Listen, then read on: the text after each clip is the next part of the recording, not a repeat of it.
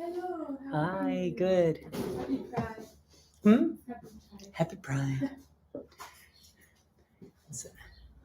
All right. So we just did.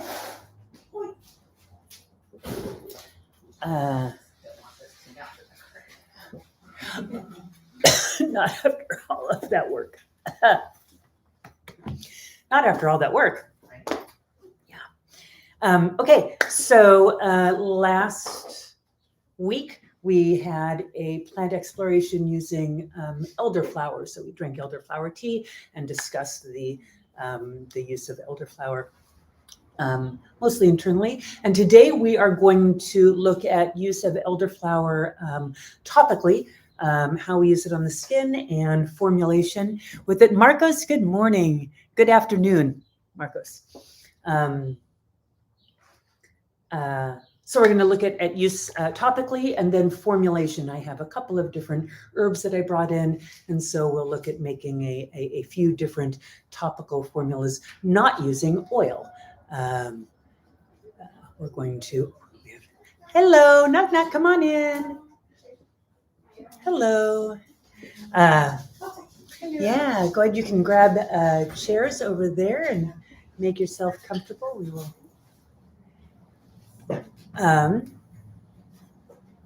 If you two want to grab two chairs right there, then you can bring them over on that side. We're going to be working at the table later. Right now, you can just sit anywhere you like. You can sit at the table if you like. Over here, okay.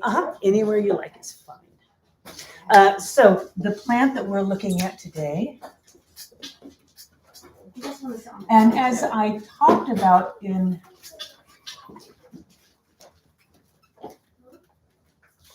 the class last week, I'm focusing on the flower primarily because so many people focus on the berry. The berry is kind of the star of the elder story, and so many people are familiar with that. So I wanted to look specifically at the use of the flower because that really has a long history of use, traditionally used in many different cultures, and it is really, really abundant. Right now is when the elder is flowering in our region. Some of you live in other areas and you're probably waiting for your elder to bloom, but we get kind of early here in Southern California. So we have full bloom on the elder flowers in places where it is in full sun. You will see some elder trees if you go into the mountains and they're in more protected areas. Sometimes they're just starting to leaf out now, so there's a variation. When they flower, they have these umbels. An umbel is think of an umbrella, right? The same root there. So a structure of stems that carries a collection of flowers. Think fennel flowers. That's how elder grows. And so you'll see elder trees on the mountains here. There's abundant elder all over our mountains.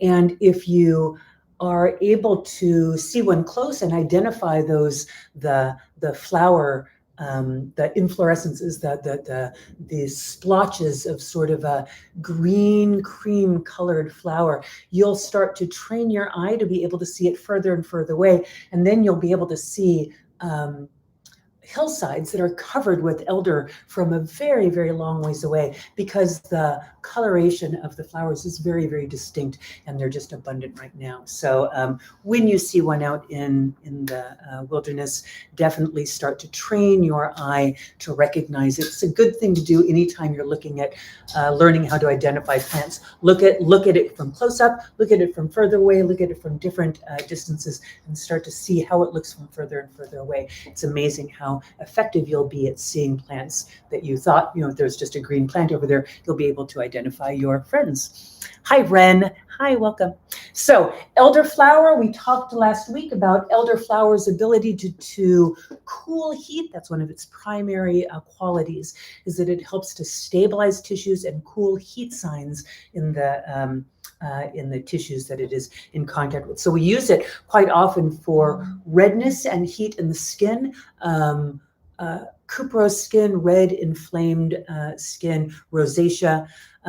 And so particularly with cuprous skin, with rosacea, there's a quality of stagnation as well, right? So there's heat and then there's stagnation. There's a lack of flow. The fluids aren't moving through the underlying layers of skin.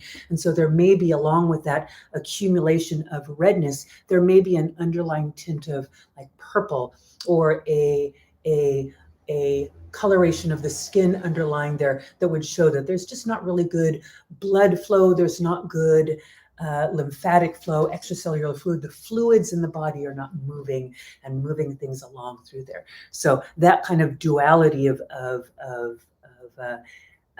pattern in the skin that is just where we see elderflower called for. So elder is going to stabilize the tissues, make the tissues stronger and healthier, more elastic. It's going to reduce inflammation in those tissues by reducing inflammatory pathways, but also by making those tissues stronger. And then it's going to be cooling heat and moving all of the fluids and the underlying tissues along, which makes it really beneficial for those stagnant skin conditions. So we can combine those qualities. So elderflower, we have cooling heat and breaking up stagnation and increasing tissue strength. And heat, we can think of that as inflammation, right?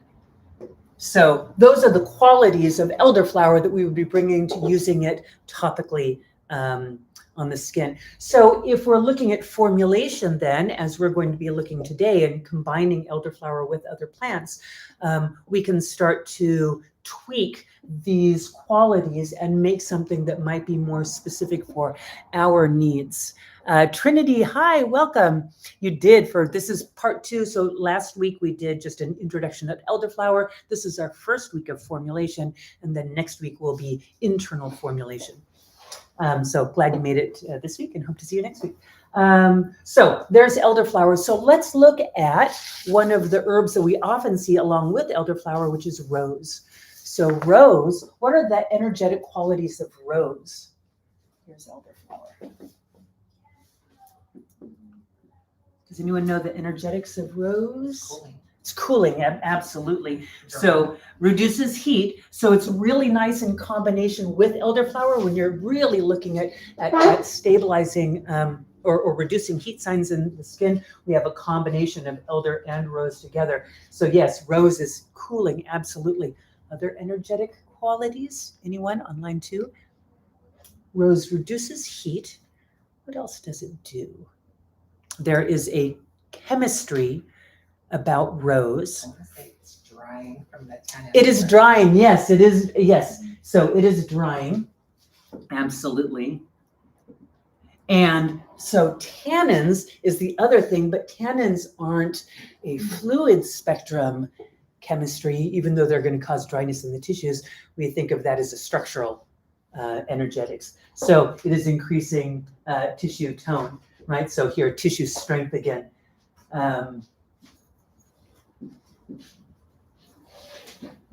So rose in many ways is similar. It is cooling heat. It's increasing tissue strength. However, rose is, it's really astringent. It is drying. Hey, you.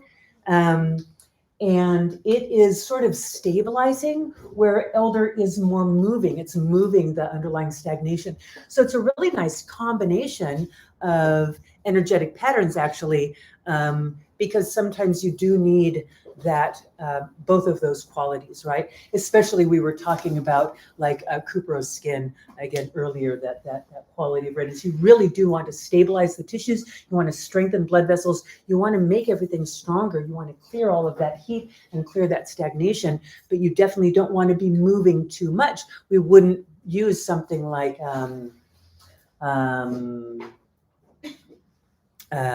castor oil in a formula like that necessarily. Castor oil high would be moving energy, but it would be actually increasing blood flow to an area, right? So when we're moving energy, we can often increase blood flow, and we may not want to do that. So this combination would be a really nice one there.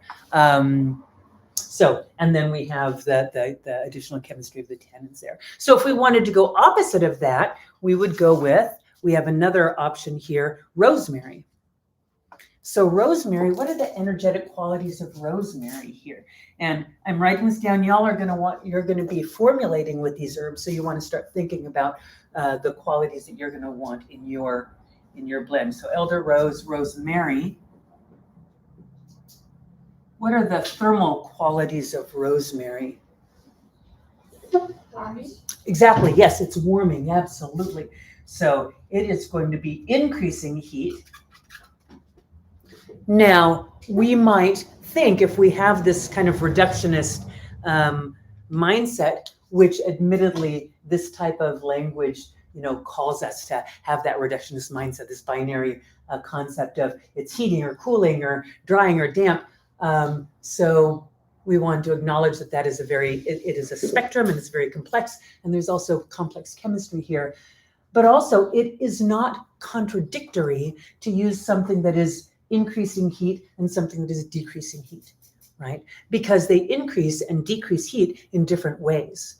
And so this increase in heat in rosemary, we can see that increase in heat is because of moving blood. It's actively moving blood flow. So this is kind of breaking up stagnation, but this is moving circulation, specifically blood, not all of the fluids in the body, not the interstitial fluids, not specifically blood flow.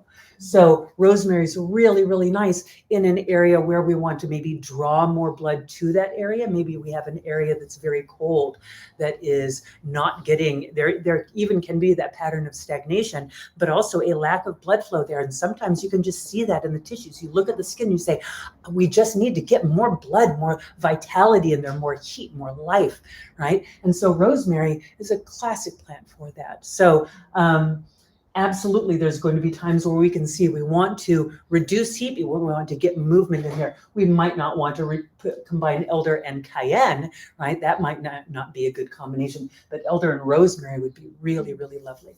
And particularly rosemary, if we were to use elder and rosemary together, would be great for a condition like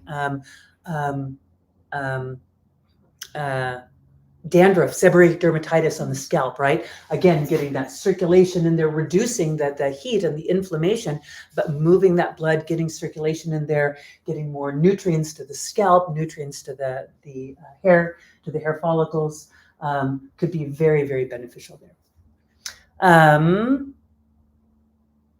Yes. So, but also if you did have really hot, inflamed, acute hot, inflamed skin, then you would want to be aware that rosemary is very heating. It is going to be bringing some of that warmth and that redness. And we always want to remember the chemistry too with rosemary. This is one of the oleoresin containing plants. Most of the true heating plants have these oleoresins in them, and resins are sticky, right? They're sticky and they're tenacious.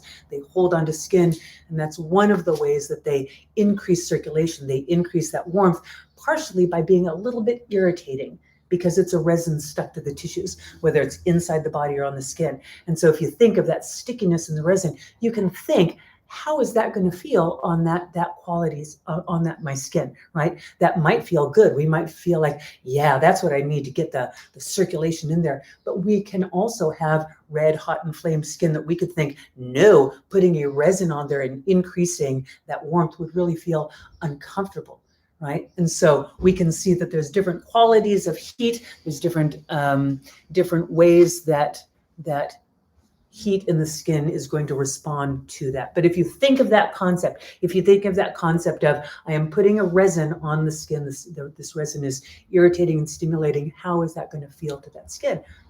You're going to get a pretty good answer from your own skin about what that's going to feel like. Does that make sense? Yeah? Okay. Let's see. So we have, another plant, calendula. So calendula is, so rosemary, is increasing heat. It is, it reduces inflammation when it's taken internally, but topically it really doesn't have the anti-inflammatory effects that it has internally. It increases circulation. Yeah.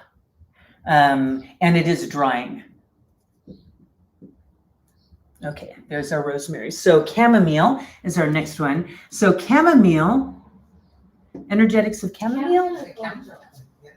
You can use a calendula. Did I say calendula? Calendula chamomile. You know that's not calendula. Those are tiny little calendulas if it's calendula. Yeah, no, chamomile. Thank you for yeah, chamomile is what we're doing. I did think about calendula. I actually did sit there, calendula, chamomile, which one wants to come up to play? And I decided on the chamomile because it's so cute. So they are very similar. They are related. With a chamomile, energetics of chamomile, is it cooling or heating or neutral? I'm gonna say we're neutral. Yeah, neutral. It is somewhat cooling in that it has some really strong anti-inflammatory compounds. There's alpha bisabolol in there, the camazoline. There are a couple of compounds in chamomile that, particularly when applied topically, are really profoundly anti-inflammatory. So very good for chronic inflammatory conditions of the skin, things like eczema, where you just really have skin that is just unhappy with the world, right? So chamomile is reducing inflammation specifically through blocking of those inflammatory pathways. So it's not so much the tissue strengthening effect as it is just blocking inflammation. And so it combines very, very well with things that are also increasing tissue strength. It's also, it is moistening.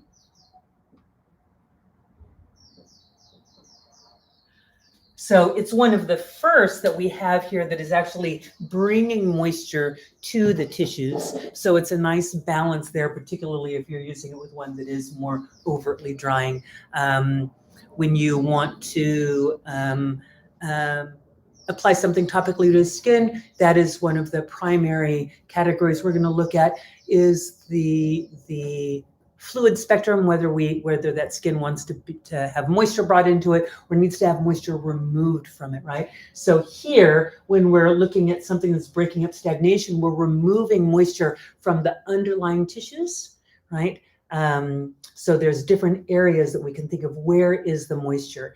And if the moisture is on top, sometimes we need to dry that up. And if there's a lot of moisture in the fluid underneath, we don't necessarily want to dry this up. We need to move those fluids. We need to get everything underneath there flowing. And so that's where we can think of stagnation instead of just healing the tissues on top or drying up the tissues. There's a difference in how we're looking at the drying qualities here. So reducing stagnation is a quality of drying, but we don't think of it, the drying generally we think of more as a topical effect when we're looking at topical herbs. So chamomile is increasing moisture and reducing inflammation.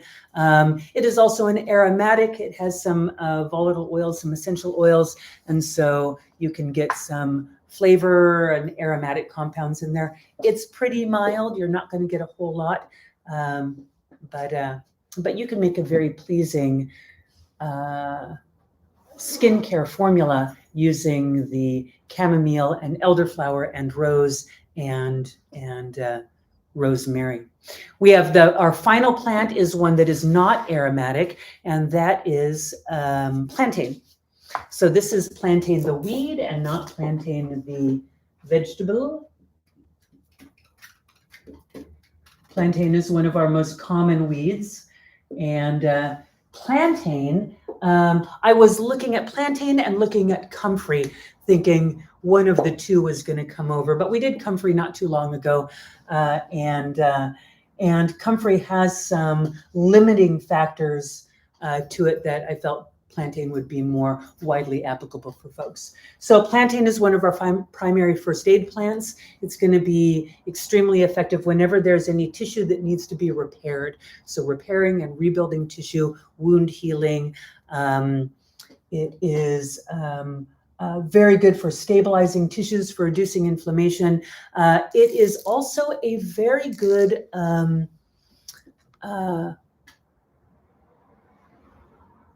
herb to use in formulations that are for chronic bacterial infections. With chronic bacterial infections, often there is an issue with the biofilm accumulation, and biofilms are really challenging to treat. And so plantain is a very good plant to use when you're dealing with chronic bacterial infections with the possibility of a biofilm issue, because plantain contains a compound called bicolin, which is very helpful specifically at breaking down biofilms. So combining plantain with other herbs that are strongly antimicrobial, like rosemary in this case, would be a good combination, or any of the antimicrobial plants, allows the antimicrobial plants to work more effectively against the bacteria, because you have the co-administration of the antibacterial film and the plantain busting up the biofilm and allowing the antibacterial to work more effectively. So that combination, whenever you're trying to specifically fight a bacterial or fungal infection, the plantain is really exceptional. Plantain can break down biofilms. Yeah, so abhita, it is really, really great. There's a naturopathic doctor named Jillian Stansbury, one of the most brilliant naturopaths around, and she did she has a great lecture on biofilms, one of the best discussions about it around, and so I learned that from her, and also from I believe it was Thomas Easley in North Carolina. Nope, it wasn't Thomas Easley. It was Sam Kaufman in New Mexico, is who was teaching about biofilms. Sam is a brilliant first aid person. But yeah, it is wonderful. Yeah. It's fascinating. The whole concept of biofilms, if you're not familiar with the concept of biofilms, they're these incredibly complex structures, multi-organism structures that bacteria and yeasts and funguses are all creating together as ways of using resources that they all have to make these very resilient and resistant multi-species growths. That is one of the problems now that we have with fighting bacterial infections that are biofilm based, because it's very hard to break these biofilms down. They protect themselves against things like pure bleach, things like boiling water, things like alcohol. The biofilms are very, very, very resistant. So it's really fascinating and really important to find things that can break down. Also disrupt the ability of bacteria to expel antibiotics from the inside of them. Yes, it is also a P glycoprotein pump deactivator, Marcos. Yes, you get 10 points for that. Plantain, another cool thing about plantain is that, as Marcos said in the comments, bacteria have a mechanism in them, and then we'll get back to formulation, but this is so fascinating, have a mechanism in them called a multiple drug resistance pump, or MDR pump, or a P glycoprotein pump, or efflux pump. These are all synonyms. And they are made so that when a bacteria comes in contact with something like an antibiotic that's not good for it, that bacteria will learn about that antibiotic. And the next time that bacteria, if it wasn't killed off by that antibiotic, this is one of the reasons why if you do take antibiotics, you want to take the whole course of them so that you can kill everything that was exposed to them. Because if you leave any of them around and they learned about that antibiotic, now once they're exposed to that antibiotic, they can say, hey, I know this compound, this isn't good for me. I'm going to activate this P glycoprotein pump, this multiple drug resistance pump. It activates this pump and pumps the antibiotic out of its system. It says, nope, this is not for me. And it just pumps it out of its system. And this is one of the mechanisms by which bacteria become antibiotic resistant. This is also the same mechanism by which some cancers become chemotherapy resistant. And so things that deactivate that P glycoprotein pump allow the medications to stay in the cells for longer. So if you co-administer antibiotics and plantain, you'll have the antibiotics do a better job, because the plantain is shutting down the P glycoprotein pump by which antibiotic resistant bacteria are just pumping it out of the system. Yeah. Thanks, Marcus, for that. All right, so plantain is a wonderful plant. Given all of this about plantain, it's kind of bonkers that it is one of the primary weeds for which Roundup is created. Roundup is created specifically to kill dandelions, specifically to kill plantain, these plants that have these amazing qualities to them. And we are specifically killing them, but we've got a lot of it out there. So those are the qualities of the plants that we have. Plantain. Plantain is moistening. So like chamomile, it's increasing moisture. It is increasing tissue strength. It reduces inflammation, and it reduces infection as a co-agent. So it's important to recognize that in neither of those cases where it's affecting the populations of bacteria as activating P glycoprotein pumps or deactivating P glycoprotein pumps or affecting biofilms, it's not strongly antimicrobial in and of itself. It works best if you combine it with something else. It's a facilitator for the antibacterial plants.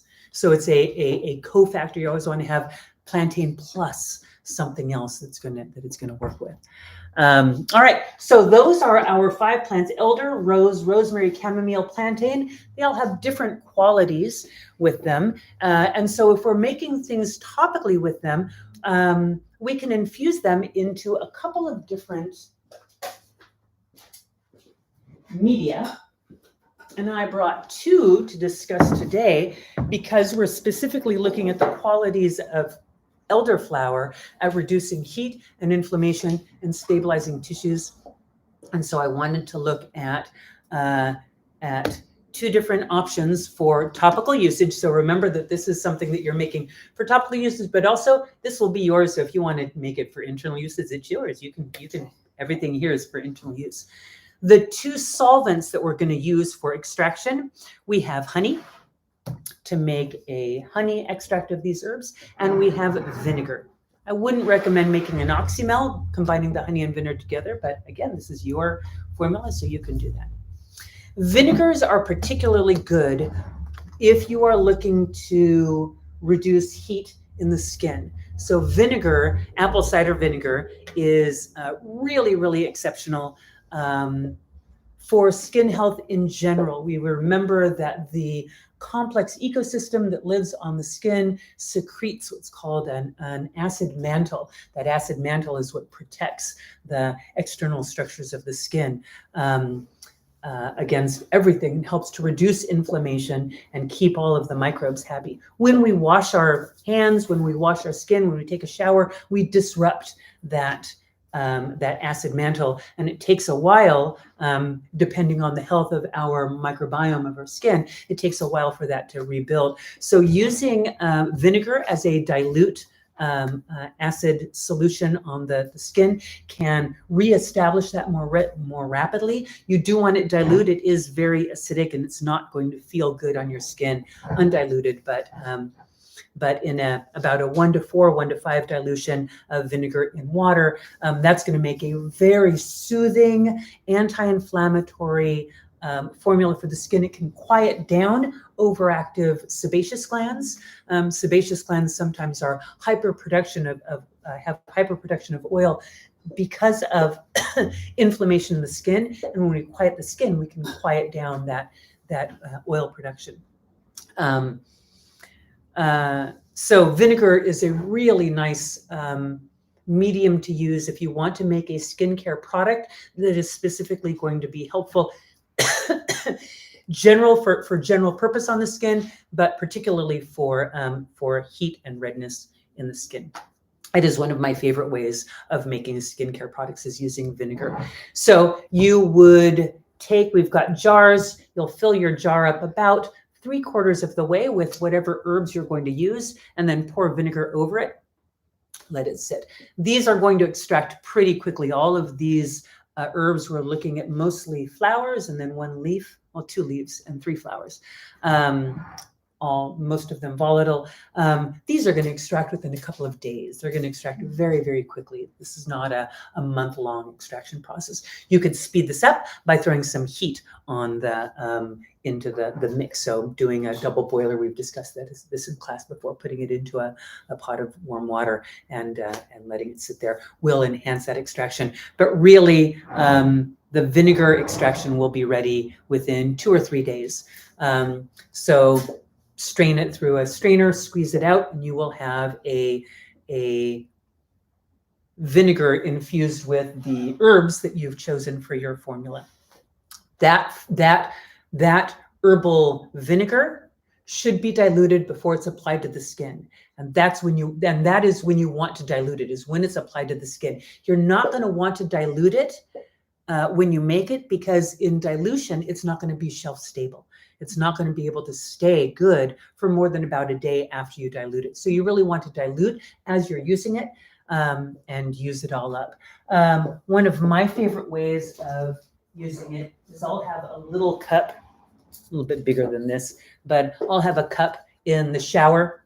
I generally make a vinegar infusion, an herbal vinegar infusion when I'm in the shower. And I have a cup that's larger than this, about a 6-ounce cup. And I'll put just a small amount, about 1/4 to 1/5 of the volume of the cup of my vinegar in the bottom there. And it's usually some type of an herbal vinegar. I infuse all sorts of different things in the vinegar, but I'll just put that there and I set it on the shelf, and I take my shower. At the very end of the shower, I'll grab that, put it under the warm water and let it fill up to dilute it. So now I've got a dilute solution, and then you can just dump that on top of your head and get it on your scalp. You can go onto your face. Be careful if it gets in your eyes, it will burn your eyes.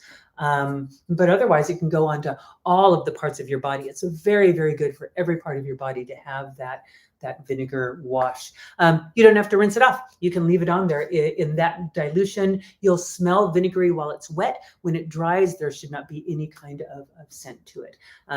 If there is, you probably didn't do a proper enough dilution, and you can do it a little bit more. If you don't want to do that, you can put it into a spray bottle and you can spray it onto your hair, onto your face, while your face is still damp, and there will be some dilution happening there because your skin or your hair is damp already. You want to be careful with that because you don't know the exact dilution, and you can put too much of it on and that will burn the skin. It'll be a little bit irritating. You'll figure that out pretty soon. If it is irritating the skin, you just dilute it. So that is the vinegar solution. That will last for about a year at room temperature, a couple of years under refrigeration. And about a day under dilution. Now you can also make a honey infusion. So filling your jar about half of the way with your herbs and then topping it off with honey. This is you're going to want to extract it using some heat. You can put it into the sun. We've got a really nice sunny day today. So what you want to do is you want the honey to go upward of about 140 degrees, because at that temperature, it's going to thin. So that's what you're looking for. You're going to look for your honey to thin. It needs to warm to a certain degree so that it can move into the plant material. When honey is thick and viscous like this, it's going to stay on the outer surface of the plant. It's not going to be able to penetrate into the cells. And so you're not really going to get a lot of extraction if it can't get into the cells. So, so warming that up. There are traditions that say that heating honey causes it to become poisonous. I don't think there's any basis in that, especially the honeys that we have now, which are very different than ancient honeys. Most honeys are heated well above those temperatures at this point. So putting a little bit of heat onto your honey is going to be just fine. And you're going to want to heat it up again after it infuses for a couple of weeks is a good length of time to keep your honey in there. Then you're going to want to heat it again to thin the honey so that you can strain it out. If you don't heat your honey, you're just going to have plant material in your honey, which is fine if you want it to be like that. If you just want to use your honey with plant material in it, then you go right ahead. That would be annoying to me. So I'm not going to do it. You can grind them and make the herbs into a fine powder and mix that into honey. And that can be used as an exfoliant. It can be used as a skin treatment. That can be used very, very nicely. But otherwise, if you're using the whole plants, definitely warm it up and then strain those out and return them to the jar. Herbal honey by itself is very healing to the skin, very good for helping to heal stubborn wounds. It draws moisture to the skin. It is hygroscopic. On wounds, the application of honey produces hydrogen peroxide, so you get an oxygenation of the area, and you also get a very strong antimicrobial effect from the honey itself. Honey has been found to be medicinally active. It's been found to be in tombs that have been thousands of years. Honey never loses its medicinal properties. It's an amazing compound, and so applying it to the skin can be very, very soothing and very healing. And it is something that you can use either for your skin or in your tea if you want to go either way with that. So you are going to choose to make either a honey infusion or a vinegar infusion. You're going to choose which herbs you want to put into your formula. I'll grab more jars because we don't have enough jars. And you will fill your jars up 1/2 to 3/4 of the way and then cover with your solvent of choice. Any questions about that? Do you cover or do you fill all the way? You're going to fill all the way. So you're going to fill it 1/2 to 3/4 of the way full and leave some room at the top so that you can make sure that the herbs are covered. That actually brings up a good point. When you first put this in, the herbs are going to be floating on top of the vinegar. So you're going to have to kind of look at what's down at the bottom. After they rehydrate, they will drop down. But for right now, there's likely many of them are going to be floating at the top. And so you're not going to be able to pour it to cover them specifically, but you'll be able to see that you have enough fluid that they will be covered when they all settle down. Yeah. Any other questions? Nope. Okay. So I will move this over here. Where are your plants? I didn't label them, but y'all can figure out the herbs, right? By process of elimination, which is which? Yeah. I think you can.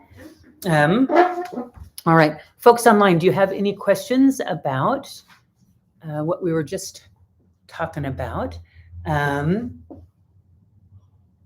If not, I'm going to let you folks go so I can have these folks get working. It's a bit off topic, but using honey as a solvent. I just made a jar of fresh onions, chopped and covered in honey. I heard it's good cough medicine. Would you strain the onions or just leave it?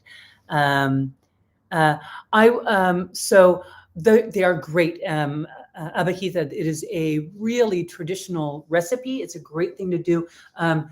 You strain the onions out. You can eat them. You can put them in food, but they're meant to be strained out so that the syrup is a true syrup, the onion syrup. You just take a couple of spoonfuls of this. It sounds weird. It actually tastes really, really good.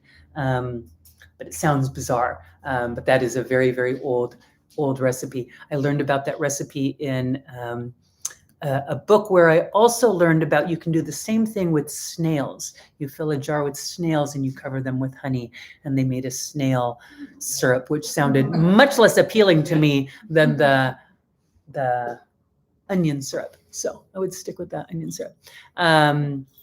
Is the master autocorrect, Sandra? The maceration time. So if you apply heat to it snail honey, right? If you apply heat to your formula, you can get by with a much shorter maceration time. I think that maceration times are way too long. I think that we leave herbs in whatever solvent that we're using for far longer than is needed, given that these are herbs that generally in water are going to extract within 10 or 15 minutes. So why are we leaving them in a solvent like alcohol for a month when they extract in water in 15 minutes? Some things need a long extraction. Some things that's appropriate for. When you're using things like elderflower and rose and chamomile and plantain, rosemary with the oleoresins. Oleoresins are a little bit more stubborn, yeah, but they're also volatile. So throw some heat on there and they'll extract pretty quickly. So look at the herbs that you're using. Think of the chemistry of the herbs you're using, and you can kind of assess, and the solvent. And if you're applying heat, if you're applying agitation, there's a lot of different ways to modify your solvent. So with all of that there, you can kind of assess for how long a maceration time is needed for this herb and this solvent in these conditions. Does that make sense? If you don't want to do all of that, yeah, 2 weeks, sure. 2 weeks will be good, unless someone says 4 weeks. But really, the whole 2 weeks, 4 weeks, a lunar cycle, whatever, it's people just making stuff up. So, and then it's taught, and now it's tradition. So, yeah, just it's better to think about that. Thank you. I have a job, so we'll not be able to join class live for some time. I'll be back mid-August. Can't wait to be with you guys live again. Abhijit, it's always so wonderful to have you with us. Sandra, yeah, I know it's a complex explanation, Sandra, and so people get annoyed with it, but it's also a true explanation. So, things are generally not that pat and that easy. All right, I will let you folks go. Thanks so much for stopping by, and I will see you next week. We will be doing internal applications and formulation with the elderflower. Thanks. Good to see you, folks. Bye-bye. There we go. And all right. Now I'm going to go get jars for you.